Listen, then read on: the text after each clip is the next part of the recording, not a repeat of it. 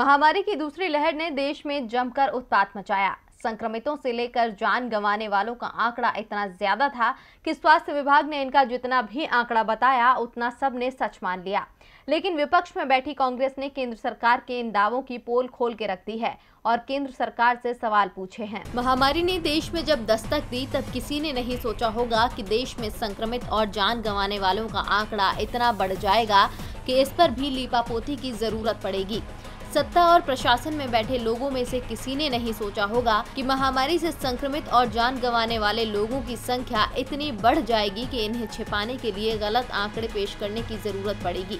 महामारी से जान गंवाने वालों का आंकड़ा इतना बढ़ जाएगा कि उन्हें दफनाने के लिए शमशानों में भी जगह नहीं मिलेगी, जिसके बाद आंकड़ों में तो खुद ब खुद कमी आ जाएगी।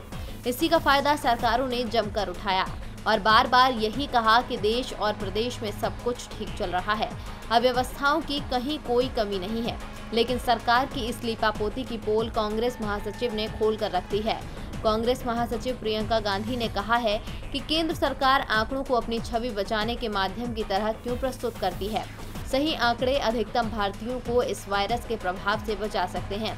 आखिर क्यों सरकार ने आंकड़ों को प्रोपेगेंडा का माध्यम बनाया, न कि प्रोटेक्शन का। प्रियंका गांधी के इस ट्वीट का मतलब साफ साफ यही था कि केंद्र सरकार ने सिर्फ अपनी छवि चमकाने की वजह से इन आंकड़ों को प्रस्तुत होने दिया, जबकि जमीनी हकीकत में ये आंकड़ा कागजों वाले आंकड़ों से कितना ज्यादा है ये किसी से छिपा नहीं है। अब जब महामारी की दूसरी लहर से निजात मिलने वाली है और तीसरी लहर के आने की आशंका के बीच देश जूझ रहा है, तब इन आंकड़ों का अनुमान लगाना बेहद जरूरी हो जाता है, जिससे कि तीसरी लहर में होने वाले नुकसान से सावधानी बरती जा सके और भारी नुकसान से बचा जा सके। अब देखना होगा कि प्रियंका गांधी को उनके इन सवालों का जवाब मिल पाता है या नहीं। टीवी लाइव की रिपोर्ट।